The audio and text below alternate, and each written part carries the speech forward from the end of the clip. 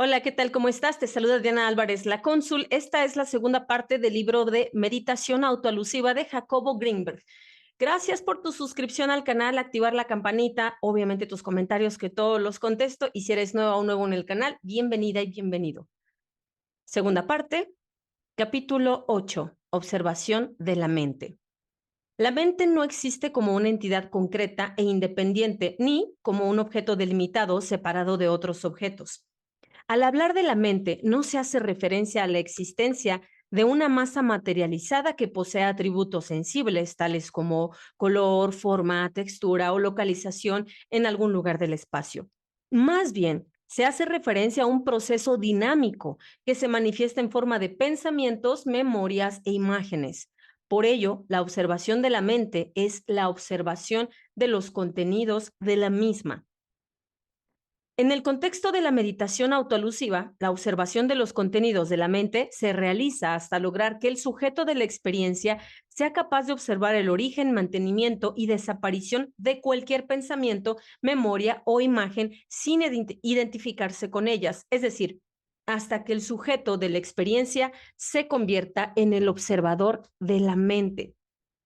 La mejor forma de lograr lo anterior es adoptar la misma postura de la meditación que en Anapana y Vipassana, pero atendiendo al observador.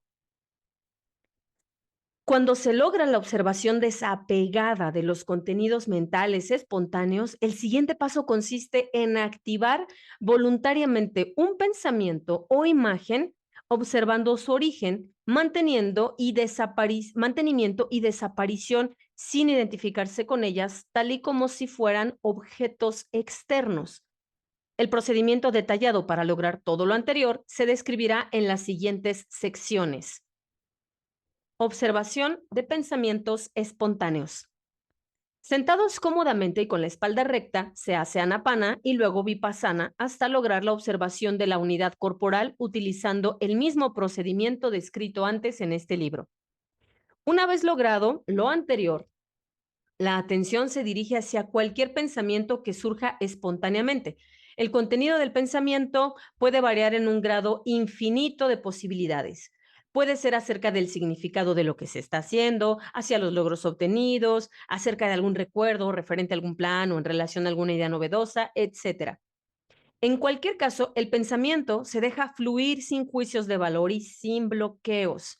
En caso de que un juicio aparezca, también se le observa sin reprimirlo. Simplemente se permite que la mente escoja cualquier curso que desee con tal de observar los desarrollos y derivaciones sin identificarse con estos.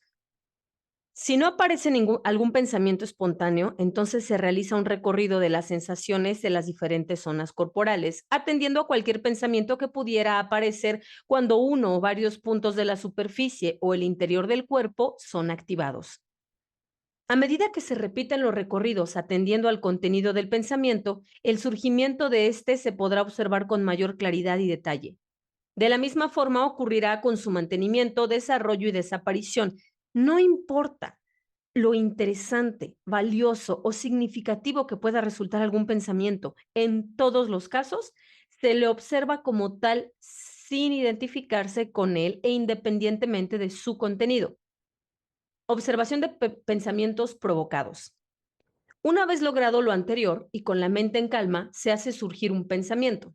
De la misma forma que antes se le observa atendiendo a su aparición, desarrollo y desaparición, observándolo como pensamiento sin identificarse con su contenido. El proceso se continúa hasta lograr hacer aparecer a voluntad cualquier pensamiento, observándolo como si se tratara de un objeto externo. Lo importante del proceso es lograr que la identificación del sujeto de la experiencia con los contenidos de la misma se traslade a la identificación con el observador, el cual se mantiene ecuánime y fiel a su propia naturaleza sin importar qué contenidos de la experiencia aparezcan. Observación de memorias. Cada punto y zona del cuerpo contiene memorias. La atención vipassánica hace que estas memorias se evoquen. El observador existe independientemente de los contenidos de su observación. La observación desapegada de los pensamientos espontáneos o provocados y de las memorias activa la unificación de la totalidad de los contenidos mentales en la unidad del observador. El procedimiento descrito permitirá al sujeto de la experiencia conocer mejor su historia personal y entender el origen de sus condicionamientos. Hasta no lograr este conocimiento real, la experiencia de la realidad oscilará entre la identificación con los contenidos de la mente y la localización en el observador como tal. El proceso de recorrer los contenidos de la mente y la aparición de memorias tiene varias etapas en la que cada vez aparecerá con mayor claridad un esquema o patrón maestro como subtexto de toda la historia personal. Cuando este esquema aparezca, también deberá ser sujeto de observación sin identificarse con él. Esto permitirá lograr una especie de salto en el cual el meditador se acercará a su verdadera naturaleza como la realidad y el observador y no como sujeto de la experiencia, aunque en la realidad ambos son lo mismo. Observación simultánea de pensamientos. La aparición espontánea o provocada de pensamientos puede o no ser lineal. Inclusive, varios pensamientos pueden aparecer juntos en secuencia o en ausencia de ella. En todos los casos, son pensamientos que deben ser observados como tales sin identificaciones con sus contenidos. Puede ocurrir que aparezca un pensamiento acerca de la naturaleza de la mente, simultáneamente con un juicio acerca de algún evento de la historia personal. El meditador debe ser capaz de observar cualquiera de los contenidos del pensamiento independientemente de su grandeza o vileza como simples pensamientos sin identificarse con ellos. Aún el pensamiento de no identificarse con ellos debe ser observado como un pensamiento. La mente se ha conceptualizado como un lago y los pensamientos como las olas del mismo. La posición del observador permite observar el lago y sus olas desde una perspectiva de testigo sin identificarse con ellos. Para poder observar todo el contenido de la mente será necesario fortalecer la atención de la observación de pensamientos aislados y luego proceder a la observación simultánea de cada vez mayor cantidad de pensamientos, unificándolos como lo que son diferentes contenidos de una misma unidad de la que el observador es el testigo desapegado. Para ello, el meditador activará voluntariamente varios pensamientos simultáneos, observándolos todos al mismo tiempo, de la misma forma en la que procedió a observar la unidad corporal después de atender a cada una de sus partes. La unificación de los pensamientos puede hacerse paulatinamente uno por uno y más adelante atendiendo varios en forma simultánea hasta lograr adquirir la maestría unificada de observador de todos. El mismo procedimiento de observación de pensamientos se aplicará para cualquier otro contenido de la mente, especialmente para las imágenes internas que surgen de la misma. La técnica de activación de imágenes se explicará a continuación. Observación de imágenes. La observación de imágenes internas puede realizarse antes, después o simultáneamente a la de los pensamientos, memorias o cualquier otro contenido de la mente. La mejor forma de ver una imagen interna consiste en localizar algún punto o zona iluminada dentro del panorama oscuro que aparece al cerrar los ojos. Cuando se logra localizar uno de estos puntos, el meditador debe concentrar toda su atención en él, esperando que su estructura se comience a desenvolver ante el ojo de su mente hasta aparecer como una imagen interna. Continuamente, el cerebro se encuentra activo. Miles de millones de procesos neuronales ocurren a cada instante. La posibilidad de que estos procesos se manifiesten en forma de imágenes, pensamientos o de cualquier otra forma depende de factores tales como la historia personal, la estructura genética y el entrenamiento. Para el meditador interesado en la realidad del observador y no en la identificación con sus contenidos, la cualidad específica de estos es secundaria. El entrenamiento en la observación de las imágenes internas permite que éstas puedan ser contempladas como contenidas en la unidad del observador y no como elementos de identificación. Cuando se logra mantener la atención en algún punto luminoso del campo visual interno, el punto atendido se transformará en imagen interna, la que se podrá observar percibiendo su surgimiento, mantenimiento, evolución y desaparición como si se tratara de un pensamiento.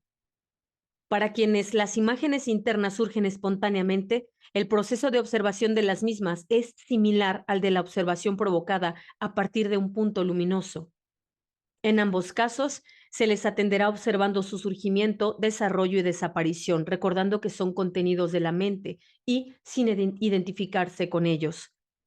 La observación puede continuar hasta que el meditador logre observar varias imágenes simultáneas o secuenciales sin perder su postura de observador de las mismas. Observación simultánea de imágenes, memorias y pensamientos. Por último, se procederá a realizar una observación libre y simultánea de cualquier contenido de la mente independientemente de su cualidad y características, manteniéndose como testigo de las mismas hasta lograr una observación de la unidad del pensamiento e imagen y de cualquier otro contenido de la mente. 9. La observación de las emociones. Solamente nos hacen falta 2 pasos más para poder describir la técnica de la meditación autoalusiva, que son la observación de los componentes emocionales de nuestra psique, llámenseles a estos sentimientos o simplemente emociones, y la observación de patrones. Esta última será tratada en el próximo capítulo. La observación de las emociones es difícil porque casi siempre nos identificamos con nuestros estados emocionales, por lo que una observación desapegada de los mismos resulta todo un reto. Nos sucede algo parecido a lo que acontece con nuestro papel social. Es relativamente fácil identificarse con él, sobre todo porque la sociedad constantemente nos impone esa identificación. Pero de la misma forma en la que el papel social es un juego y nunca nuestra identidad real, así nuestras emociones como nuestros pensamientos pueden ser observados desde una plataforma ecuánime, desapegada y no identificada con sus contenidos de observación.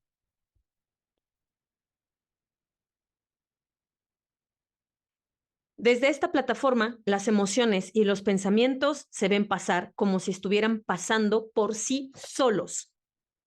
Alan Watts lo describe muy bien cuando dice: se siente como si todo fuera yo, o como si todo, incluyendo mis propios pensamientos y acciones, estuvieran sucediendo por sí solos. Una forma práctica de observar las emociones consiste en contemplar sus efectos corporales uno por uno. En otras palabras, en hacer vipassana corporal durante la activación emocional. Esta observación disecada faculta para realizar una observación ecuánime y desapegada de la emoción en sí misma. Es aconsejable disecar los efectos corporales y observar la emoción unificada en forma simultánea. Para ello, se sugiere captar el instante en el cual se inicia una emoción, observando inmediatamente los cambios corporales que la acompañan. Estos pueden consistir en alteraciones del ritmo cardíaco, modificaciones en la profundidad y la frecuencia respiratoria, movimientos y sensaciones en el estómago y los intestinos, cambios de tensión muscular, etc. Es aconsejable realizar un recorrido corporal observando todos los cambios que acompañan la emoción. Esta observación debe realizarse sin juicios o críticas, sino más bien en un estado neutral ecuánime. Después de lo anterior y en pasos sucesivos, es aconsejable ir uniendo las sensaciones hasta lograr realizar una observación unificada de todas las alteraciones corporales durante la emoción. Una vez realizado lo anterior, se puede intentar una observación directa de la emoción como sentimiento en sí mismo, sin disecciones u observaciones parciales. Por último, es aconsejable intentar una observación simultánea de la emoción en sí misma y de los componentes corporales que la acompañan. A medida que se ejercita la observación emocional directa y la contemplación de los componentes corporales de la misma, se adquirirá maestría en este ejercicio, que tiene como consecuencia la fluidez emocional sin represión y la observación ecuánime de la misma sin identificaciones. Al mismo tiempo, esta técnica trae como consecuencia la limpieza emocional y la capacidad para mantenerse unificado sin perder centro durante los procesos emocionales. Es conveniente aprender a identificar las diferentes emociones y descubrir sus dinámicas, causas y estímulos desencadenantes. El conocimiento de nuestro ser emocional, de sus procesos y condicionamientos, conduce a una vida más sana y fluida. La observación sostenida de los cambios emocionales y el descubrimiento de sus dinámicas nos ayuda a ser dueños de nosotros mismos en un nivel mucho más total y profundo que lo usual. Poco a poco y a medida que se ejercita más, la observación emocional conduce al logro de un estado de mayor poder y ecuanimidad, en el cual las emociones enriquecen la vida personal sin provocar confusiones o desgarramientos y sufrimientos intensos, sino acompañando las vivencias, matizándolas de significado y vida. No se trata de hacer desaparecer las emociones, sino más bien de enriquecerlas, dándoles el lugar que se merecen y evitando que ellas nos controlen o confundan. Aunque la aceptación es indispensable para tener éxito en la observación de cualquier experiencia para la contemplación de las emociones, es un requisito sine qua non. Los estados emocionales deben aceptarse a fin de poder ser observados como en realidad son.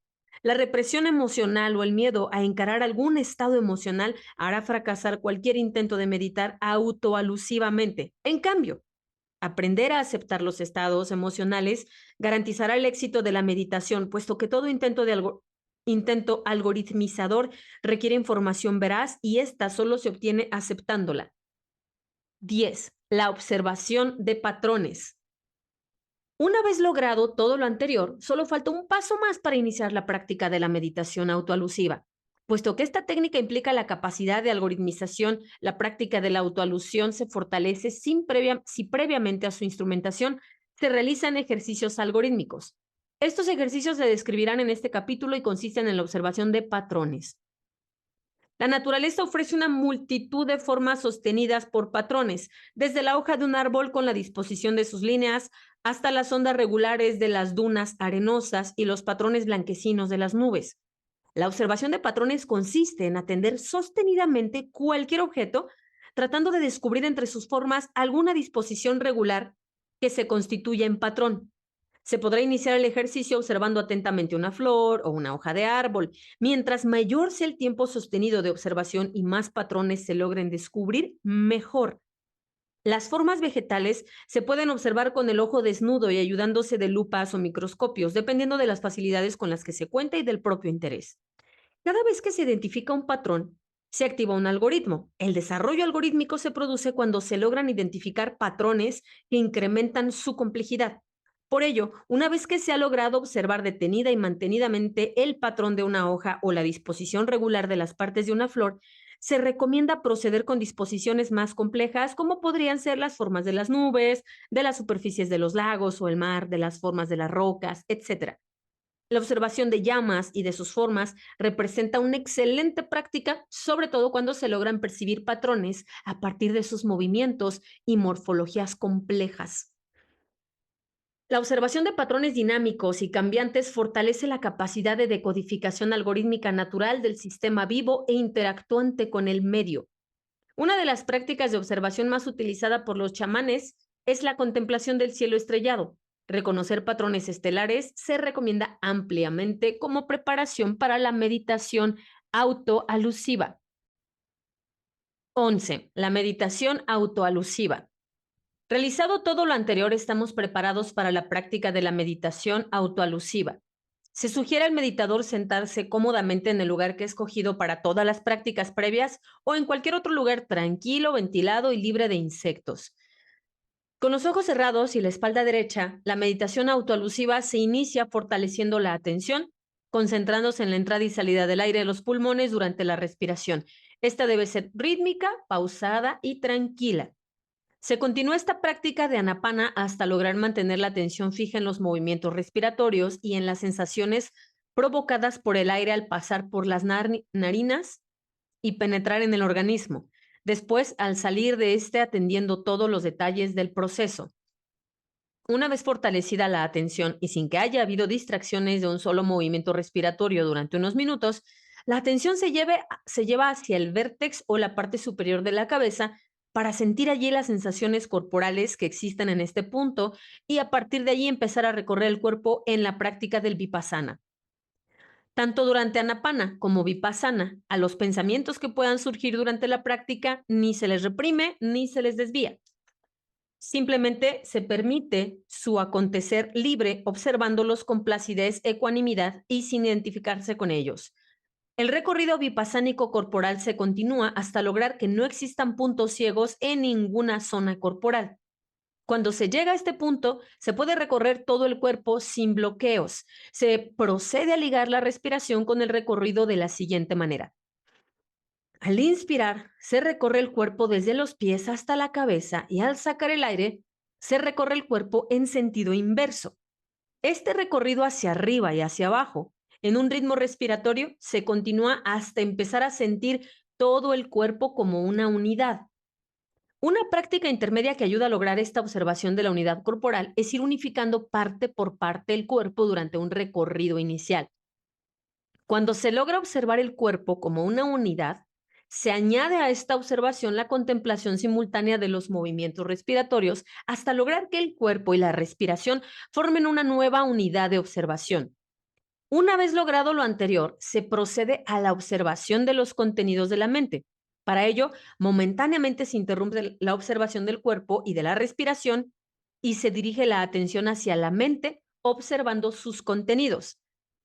Se observan los pensamientos con ecuanimidad, sin identificarse con ellos, hasta lograr contemplar cómo se originan, se desarrollan y se desvanecen. Esta práctica se continúa hasta lograr percibir todos los contenidos mentales susceptibles de ser observados y su origen en el espejo luminoso de la mente. Cuando lo anterior se logra, entonces se añade a la observación de la mente la del cuerpo unificado y la de la respiración, logrando una nueva unidad en el cuerpo, la mente y los movimientos respiratorios.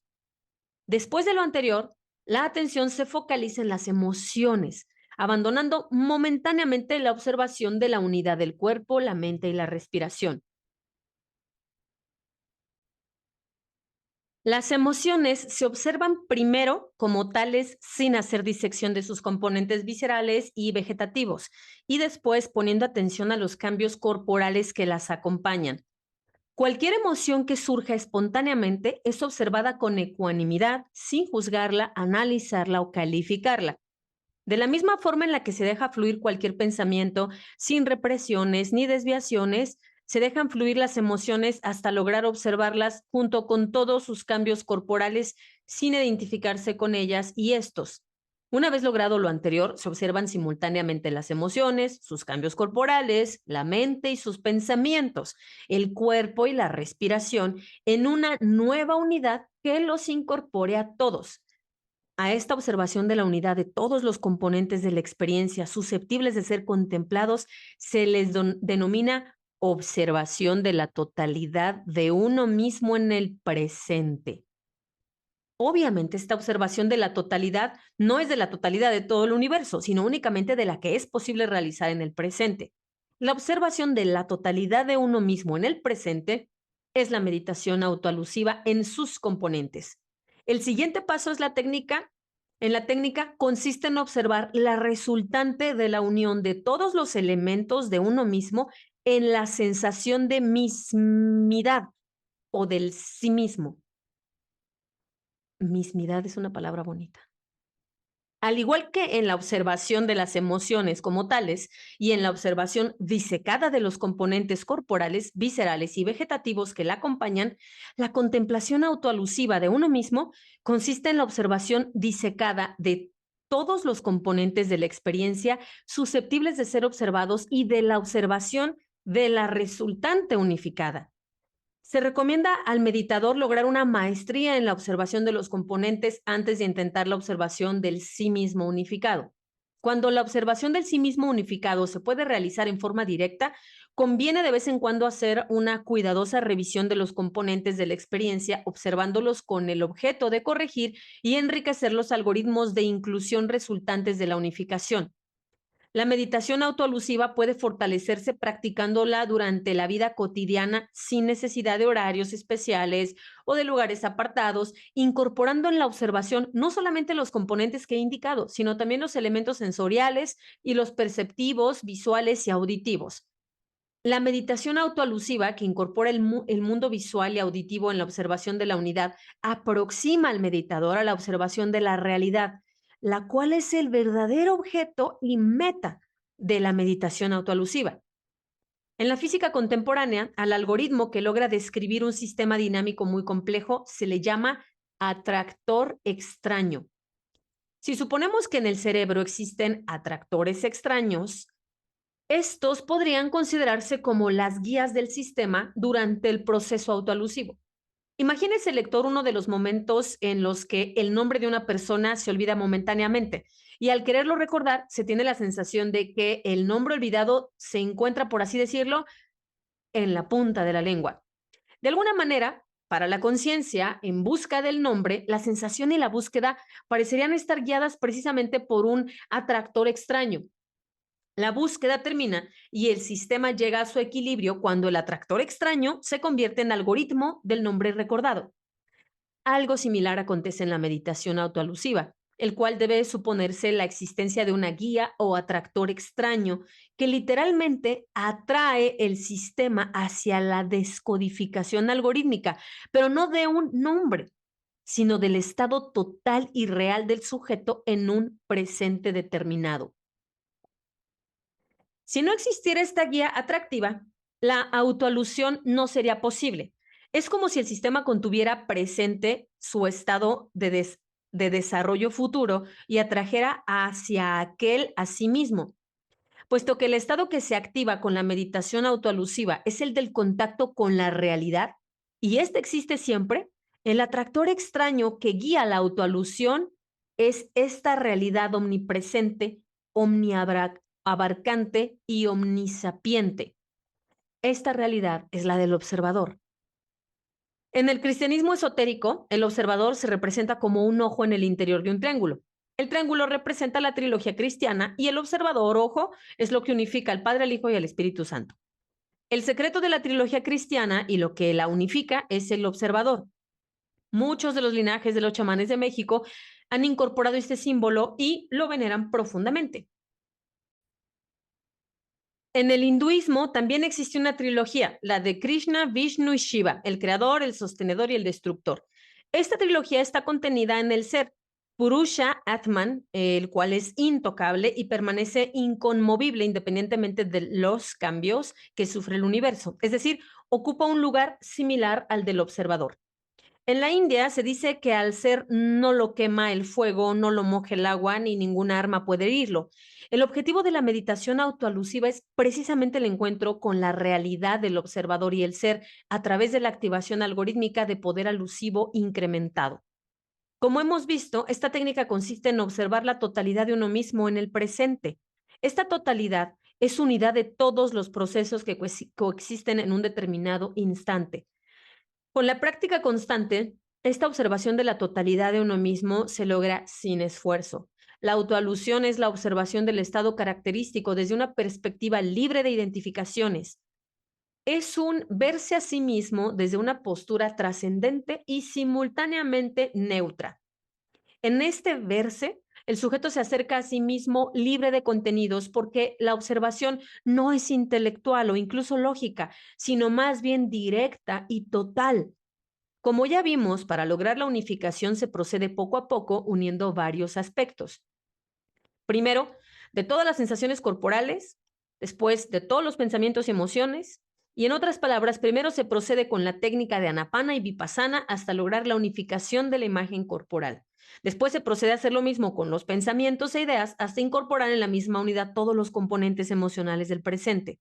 La unificación de todas las experiencias en una sola produce la sensación de identidad de la totalidad de uno mismo en el presente. Esta sensación yoica es el contenido de la autoalusión en la que el yo del presente se procede a observar.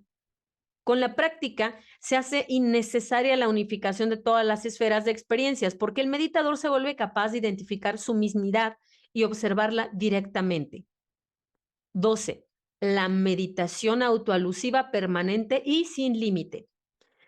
Cuando se logra autoaludir sin secuencias intermedias, el siguiente paso en la práctica es mantener la observación autoalusiva en forma permanente. Para ello es necesario fortalecer la atención focalizada que impida la distracción y mantenga la observación durante la vida cotidiana. La meditación autoalusiva no debe confundirse con una contemplación analítica o una activación del pensamiento crítico y de los juicios. No, el meditador autoalusivo permanente siempre recuerda quién es él y permanece alerta evitando identificarse con los contenidos de su experiencia. Simplemente se observa a sí mismo autoaludiéndose. Cuando se logra autoaludir, la experiencia de la mismicidad se transforma. En la física contemporánea se sabe que el observador participa y modifica sus objetos de observación. De la misma forma, el sujeto que observa la totalidad de sí mismo en el presente transforma esta totalidad, puesto que incorpora en ella el nuevo elemento de su autoalusión. La nueva totalidad del sí mismo, así obtenida, se puede volver a observar autoaludiéndola. Esta nueva autoalusión vuelve a modificar la totalidad y así sucesivamente. Cuando la meditación autoalusiva se continúa en este proceso dinámico de autoalusión sostenida, se le denomina sin límite. La meditación autoalusiva permanente sin límite se puede continuar hasta el momento en el que el sistema no logre unificarse en una nueva sensación de mismicidad algoritmizable y por tanto susceptible de ser observada y autoaludida. La algoritmización de la totalidad del presente es la sensación de mismidad yoica. 2 o 3 autoalusiones de la yoicidad transformada pueden llevar al sistema a una densidad informacional de tan grande calibre que la decantación de su algoritmo necesita un tiempo relativamente largo para lograrse. Si durante esta búsqueda algorítmica se mantiene la observación, más tarde o más temprano el sujeto podrá unificarse en una sensación de yoicidad susceptible de ser observada. Llega un momento en el cual la meditación autoalusiva permanente sin límites lleva al sujeto a colocarse en su propia identidad en unidad con el resto. En conclusión, la meditación autoalusiva permanente y sin límite es la capacidad de observar la totalidad de uno mismo en todo instante, sin identificaciones con cualquiera de sus contenidos, manteniendo y recordando la realidad. 13. Consideraciones finales. No existe límite para la observación, inclusive en los momentos en los que no es posible autoaludir, se puede observar esta incapacidad. Es posible observar la propia confusión y contemplar el propio olvido. Aún en los instantes de máximo vacío o de depresión profunda, el observador se mantiene. La capacidad de recordar que siempre se puede observar es la capacidad de mantener un estado de optimismo, fe y esperanza en la vida y su sentido. Por más terrible que pueda ser un sufrimiento mental, por más profunda que pueda llegar a ser la confusión, el desagrado o la pena, el observador se mantiene puro, intocado y totalmente autosuficiente en su capacidad. La existencia del observador es el fundamento de la fe verdadera. La última consideración que me atrevo a sugerir antes de finalizar este libro es la recomendación de recordar que se puede observar. El fortalecimiento de esta memoria y su aplicación en todo momento asegurará que cualquier ser humano se vuelva cada vez más dueño de sí mismo, optimista y sabedor de que siempre existe un siguiente paso. Apéndice: el observador y la latice. Uno de los aspectos más interesantes acerca de la concepción de la latice es su gran similitud con las propiedades del observador. Tanto el observador como la latice son una singularidad. Además, ambos son constructos no dependientes a partir de los cuales se generan manifestaciones diversas en un número infinito. Independientemente de la aparición y de cualquier partícula elemental y todos los compuestos químicos y objetos del universo, la latice se conserva como un sustento único y singular. De igual forma, el observador es único y singular independientemente de los contenidos de su experiencia. De acuerdo con estas analogías, se podría pensar que lo que llamamos latice sea el observador mismo.